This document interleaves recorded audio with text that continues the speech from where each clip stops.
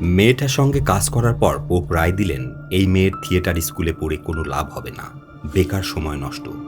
কারণ theatre school okay যা শেখাবে সেটা সে জন্ম থেকেই শিখে এসেছে।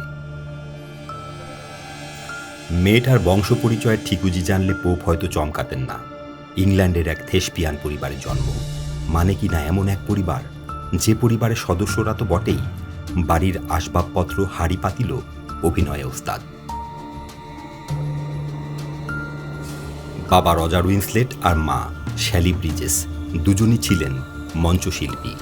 নানা নানি দুজনই একসময় রিডিং রেপার্টরি থিয়েটার চালাতেন। মামা লন্ডনের ওয়েস্ট এন্ড থিয়েটারের নিয়মিত শিল্পী ছিলেন। সেই পরিবারের মেয়ে কেট উইন্সলেট। উইন্সলেটকে বোঝাতে সবসময় তার বাড়ির ট্রফি রাখার শোকেসটার দিকে তাকাতে বলা হয়, যেখানে কি নেই। একবার মাত্র অস্কার জিতলেও মনোনয়ন পেয়েছেন ৬ বার। তিনি ইতিহাসে সবচেয়ে কম বয়সে সবচেয়ে বেশিবার অস্কার মনোনয়ন পাওয়া শিল্পী। এই সাফল্যের খুবই সরল একটা সূত্র আছে, সেটা হলো সাফল্যের নিশ্চিত মকমল বিছানো পথে না হাঁটা, এর চেয়ে চ্যালেঞ্জ তুলে নেওয়া বারবার। এই কারণে আমরা দেখি ১৯৯৭ সালে টাইটানিকের পর তার খ্যাতি যখন আকাশ ছোঁয়া, সে সময়ও তিনি ইংল্যান্ডের পাততাড়ি গুটিয়ে হলিউডের স্থায়ী বাসিন্দা হওয়ার প্রলোভনে ভুললেন না। অসাধারণ সব গ্ল্যামার উপচানো চরিত্রের প্রস্তাব ফেলে বেছে নিতে লাগলেন ছোট অফবিট ধাঁচের চরিত্র, যেমন হিডিয়াস কিঙ্কি, যেখানে অভিনয় করলেন হিপ্পি মায়ের চরিত্রে, কুইলস বা আইরিশের মতো চ্যালেঞ্জিং সব ছবি। সেই ধারাবাহিকতা এলো eternal Sunshine of the spotless mind, finding Neverland, little children,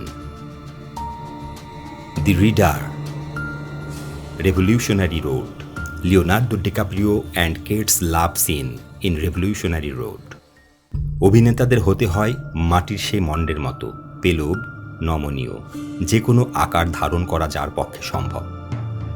নিয়তই নিজেকে ভাঙচুর করার নেশায় মেতে ওঠা উইন্সলেট অভিনয় করেছেন লেবার ডে ছবিতে, ১৯৮৭ সালের প্রেক্ষাপটে নির্মিত অ্যাডেলে হুইলার নামের এক সিঙ্গেল মাদারের চরিত্রে। তারকা হয়েও তাই শেষ পর্যন্ত তারকার খোলসে তিনি বন্দী নন। টাইটানিক তাকে শিখিয়েছে উত্তাল কিংবা হিমশীতল সাগরে ভেসে থাকতে চাইলে ছোট্ট একটা অবলম্বন হলেও চলে। টাইটানিক তাকে শিখিয়েছে জীবন মানে আসলে আত্মদান, স্যাক্রিফাইস। টাইটানিক করার আগে যে ছোট্ট বাড়িটায় থাকতেন, টাইটানিক সাফল্যের পরও ফিরে গেছেন সেখানেই। ছবিটা অসম্ভব সাফল্য পেয়েছে মানে এই নয় আমি হুট করে উত্তর লন্ডনের আমার ছোট্ট বাড়িটার শিকড় উপড়ে ফেলে লস অ্যাঞ্জেলসের ৬০ লাখ পাউন্ড দামের প্রাসাদে গিয়ে উঠব। এক সাক্ষাৎকারে বলেছিলেন এই অস্কার বিজয়ী অভিনেত্রী। টাইটানিক সাফল্যের পরও কেন নিজের শিকড়ে থেকে গিয়েছিলেন তার আরও বিশদ ব্যাখ্যাও দিয়েছেন। বিখ্যাত সফল পরিপূর্ণ শিল্পী জীবনের জন্য আমি তখন প্রস্তুতি ছিলাম না। আমার বয়স ছিল মাত্র ২১। জানতাম অভিনয় শিল্পী হিসেবে আমি পরিপূর্ণ নই, আমার এখনও অনেক শেখার বাকি। সেই শেখাটা তিনি এখনও শিখছেন বলেই দাবি করলেন। আমার কাজ একজন চলচ্চিত্র তারকার নয়, আমার কাজ একজন অভিনয় শিল্পীর। প্রতিটি ছবিকেই আমি আমার নিজের প্রথম ছবি হিসেবে দেখেছি। এখনও সেই একই অনুভূতি হয়, সেই একই আনন্দ। এ কারণে হয়তো তার ফেসবুক টুইটার নেই, এ কারণেই হয়তো তিনি সেকেলে, এ কারণেই হয়তো তিনি অন্যরকম, তিনি অনন্যা।